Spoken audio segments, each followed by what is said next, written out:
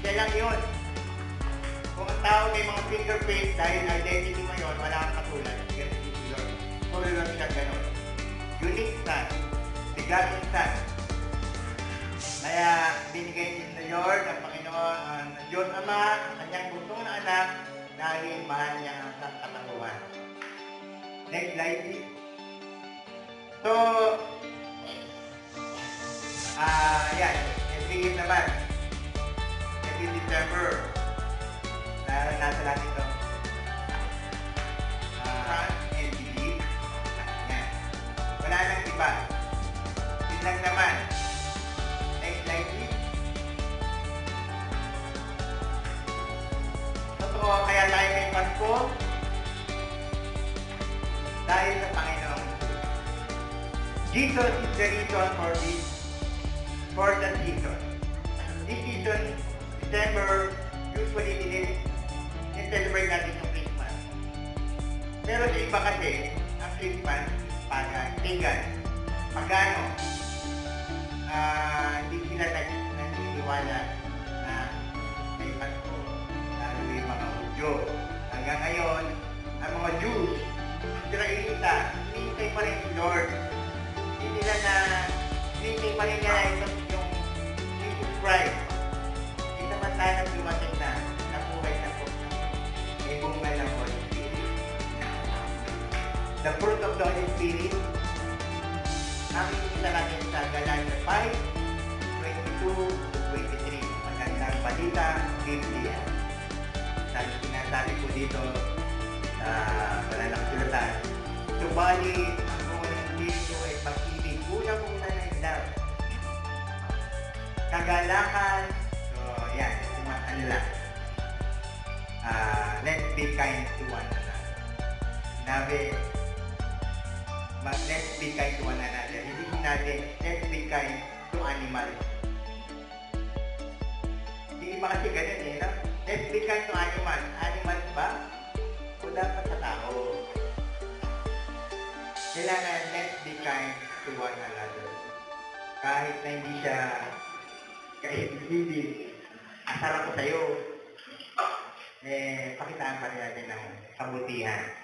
Ito nga, mayroon dyan, but ye kind to one another, to the Lord, tender-hearted, forgiving each other, just kasi, nung tayo makasalanan pa.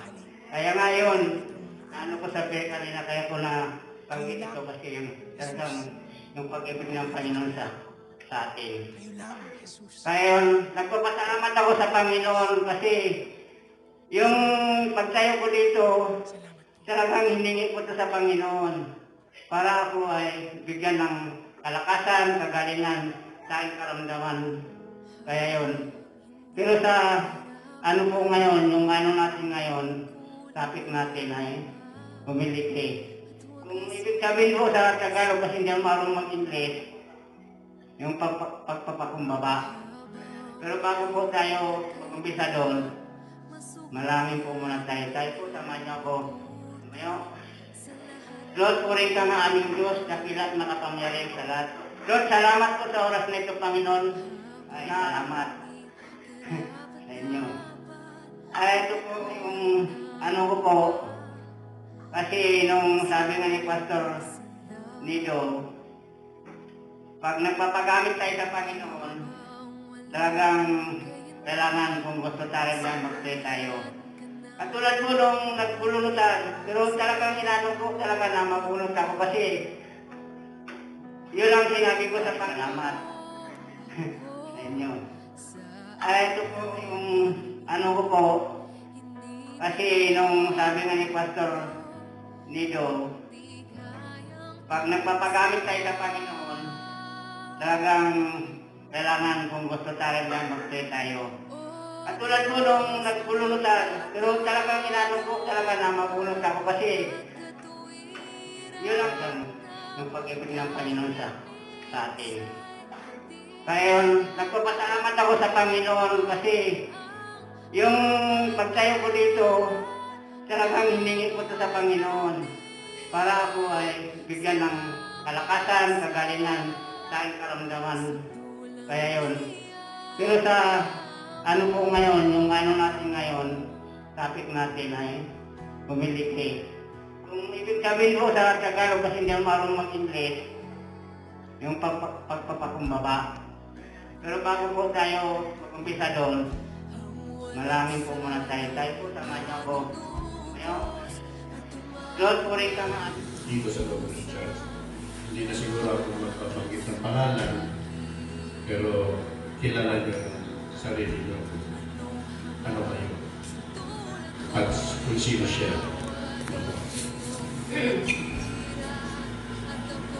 At ito rin naman kung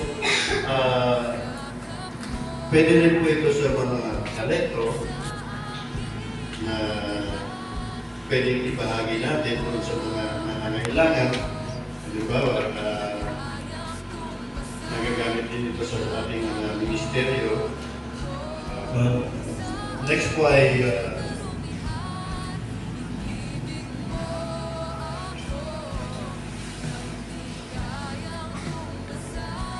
bringing God's blessing. Bringing God's blessing by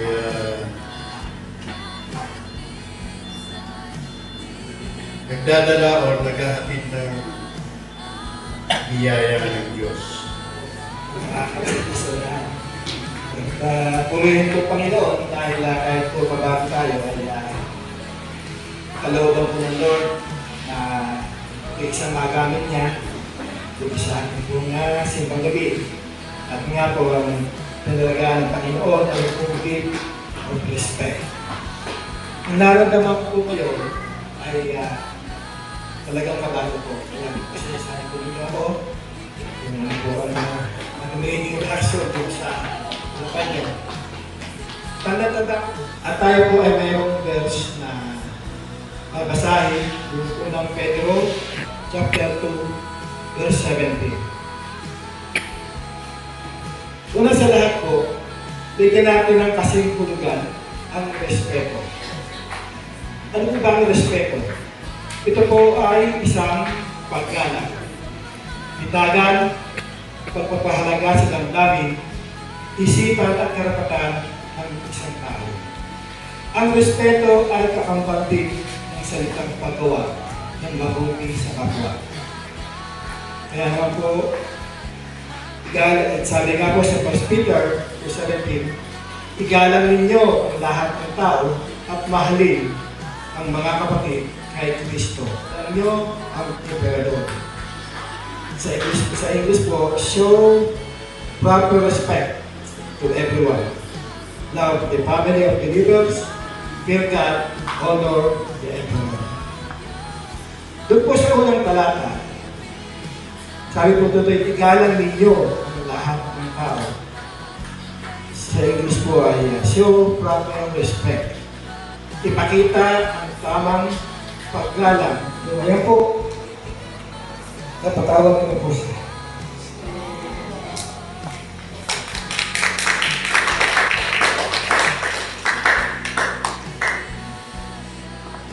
So, dapat pang pagsilbahan natin yung masama ng mga taong kakasama sa atin. Dapat pa natin pagtangan siya ng masamang salita. Minsan,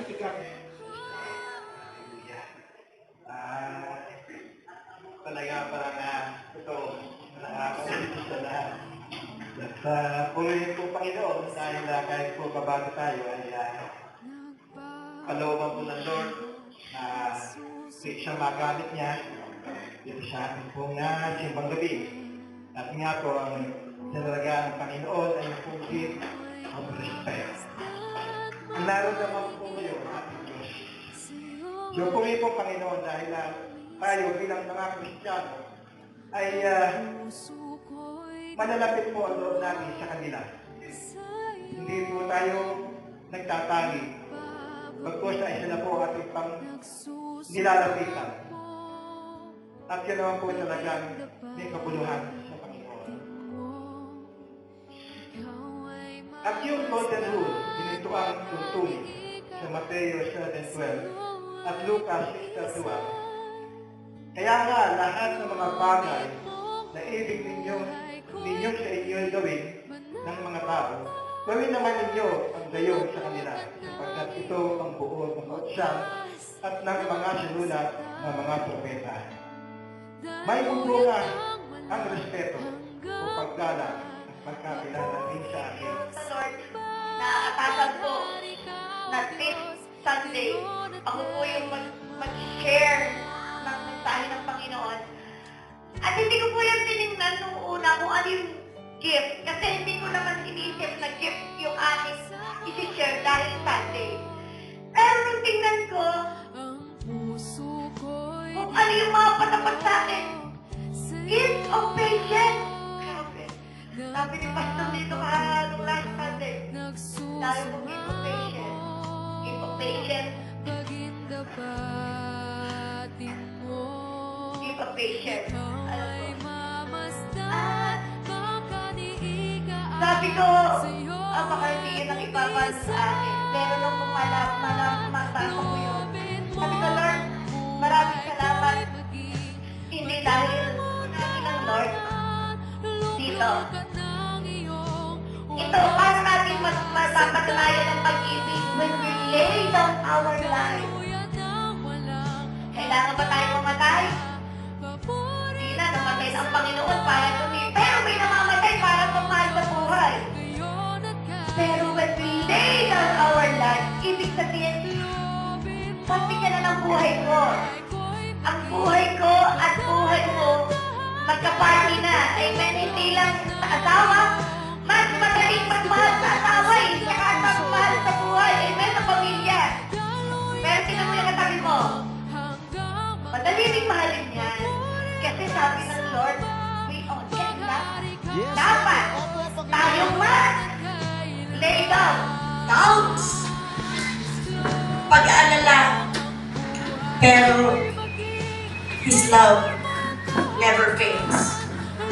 Dahil He so loved me, He so loved you, He so loved us, na tayo ay nandito, na punong-puno ka ng pag-ibig ng Panginoon kahit hindi mo alam yan.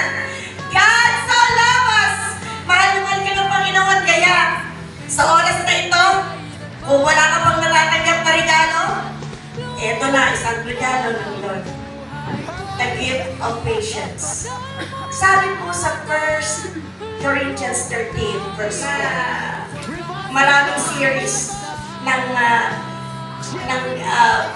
mga bagay.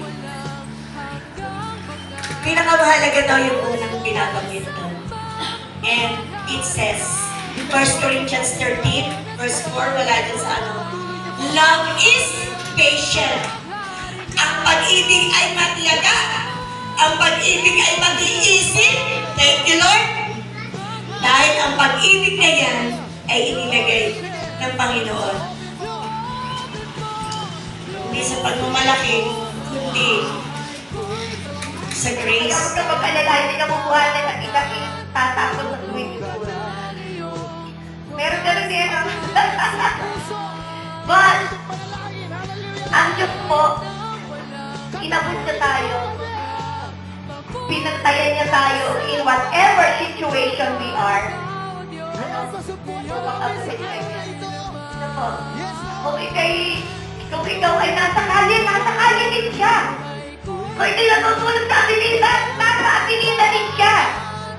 Kung ikay naandun, kung ikay naandun sa isang maliit na kwarto, at may hawak-hawak ang koy, naandun ang Lord. Naman niya, hinihintay ka niya. Ayan. Kung naandun ka sa isang... Ready ba? Yun ang sa akin, bago po kayo mag-word, ano po? Ito po yung nararamdaman nyo bago kayo mag-word.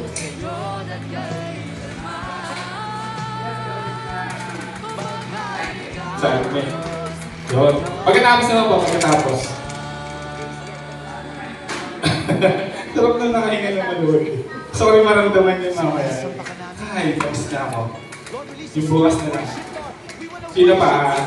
Ito po natin sa Colossus 3:12 to 17. Kung hindi nyo pa po nakikita, ay okay lang po. Sige po, isa po. So, sabi po sa Colossus, dapat kayo maging mahabagin, mabait, mapagpakumbaba, mahinahaw at magtiis. 13 po, magpasensya kayo sa isa't isa kung may hinanakit kayo kanino man. Magpatawad kayo gaya ng pagpapatawad sa inyo ng Panginoon. At sa 14 po, higit sa lahat, tatlayin ninyo ang pagmamahalan na siya nagbukod sa lahat sa ganap na pagkakaisa. 15. Paghariin ninyo sa inyong pusong kapayapaang kaloob ni Kristo sapagkat yan dahilan kung bakit kayo tinawag sa isang katawan. Magpasalamat kayo lagi. 16. Ang salita ni Kristo yayanin ninyong lubusang manatili sa inyong puso. Turuan ninyo at palalahanan ng isa't isa ng may buong kabinungan. Buong puso kayong umawit ng mga salmo, mga himno at mga awiting spiritual na may pagpapasalamat. Makikita mo po yung malasakit ni Lord sa atin. Na hinahabol niya tayo hanggang sa Revelation para maligtas tayo. Kasi kung natapos lang sa Genesis 1 and 2 yung Bible, or 3 and 4, wala tayong pagkaligtas. Kaya kung tingin mo mahaba yung Bible, yun yung pag-ibig ni Lord sa'yo. Yun yung malasakit na sa'yo, na binigyan ka ng pagkakataon na basahin yung buong Bible. Hindi lang Genesis 1 and 2. Yun yung compassion ni Lord sa atin. Na sobrang haba, sobrang daming pages ng Bible, nakakataon magbasa minsan. Pero, tipin mo, sana natapos na yung Bible sa Genesis 1. Pero dahil sobrang tigas ng ulo ng mga tao, di naman natin sila pwedeng sisihin kasi ganun din naman tayo. Bagay. We should learn to forgive. One of the most expensive gifts na marireceive natin mula sa Panginoon ay ang gift of forgiveness. So let us free ourselves from the past, hatred, at yung lahat ng bagay na nais ng Panginoon na i-let-go natin. Next. Share ko lang po yung sinabi ng Pastor Juanes sa mga message niya. Sabi niya, most of the people know that Jesus died on the cross for us. Pero hanggang dun lang. Kapag sinabi natin susunod ni Jesus. So, joke po yan, okay? So, yun lang po yung example, okay? Hindi sa sinasabi kong madala, pero parang ganun na nga. Joke po yan. So, okay, yun lang po yung example. Kasi kami ni Marilyn, nintay muna natin na mawala ang tension.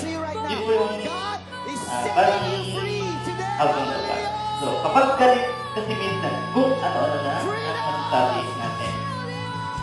So, kaya kapag walang tension, niya, magsasorry naman sa isa't isa. Kapag, so, natumayan ko na. Okay, basahin ko natin. Sapagkat kung pinagtatawad ninyo ang mga nagkakasala sa inyo, patatawarin din kayo ng inyong Ama na sa langit. Natumayan po ba?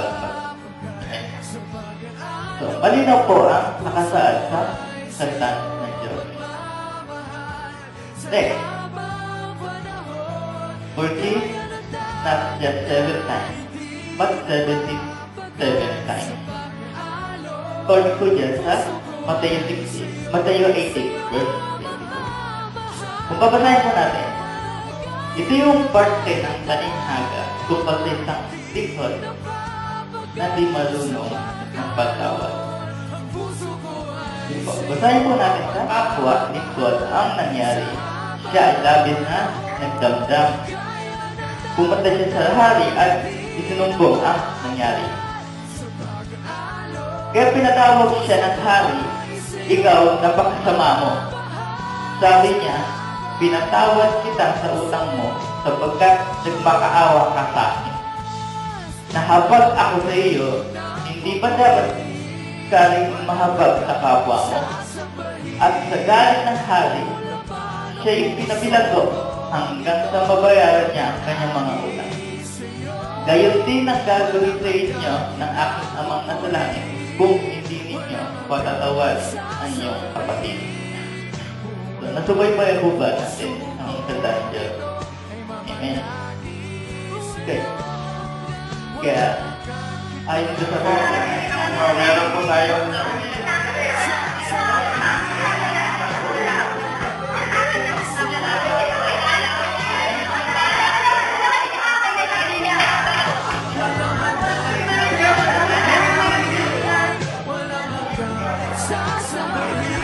okay, find your seat na po. Okay na po.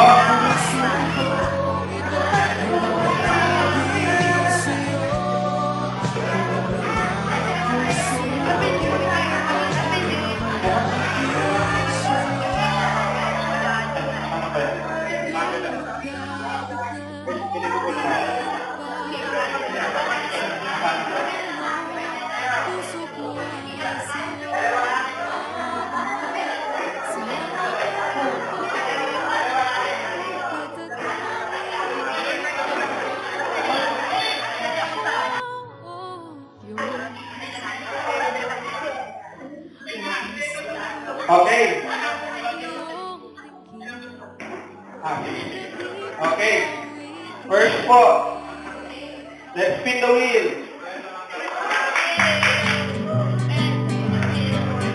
Let's spin the wheel.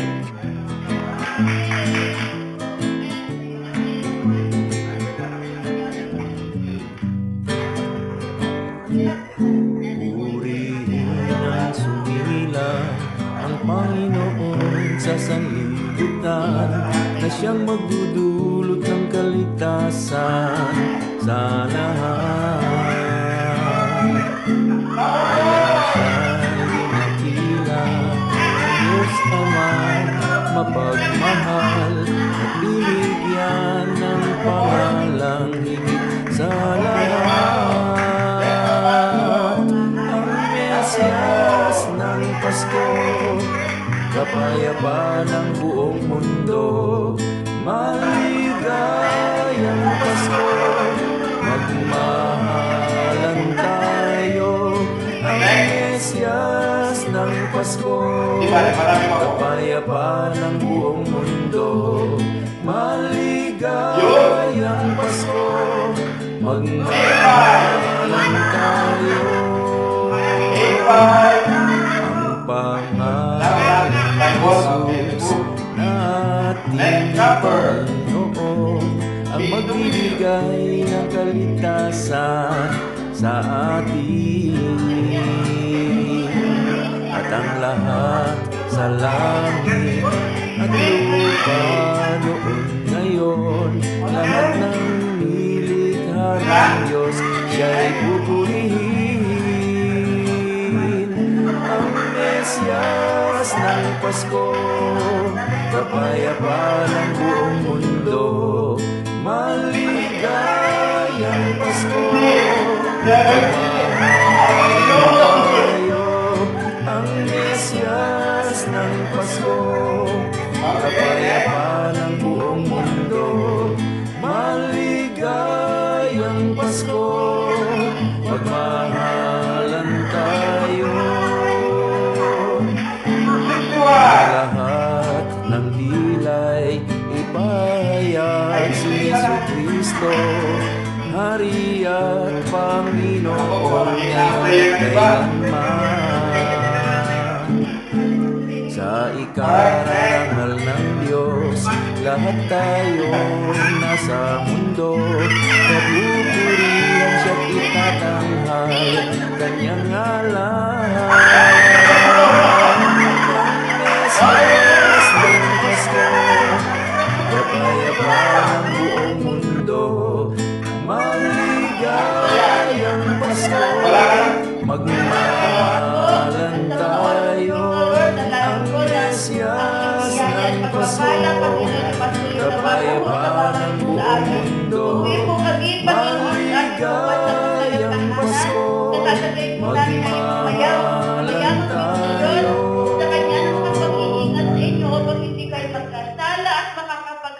sa inyo na walang kapintasan at may malaking kagalakan sa kanyang kaluwalhatian. Siya ay isang Diyos na ating tagapagligtas sa pamamagitan ni Jesucristo na Panginoon natin. Karangalan, kaluwalhatian at kapangyarihan mula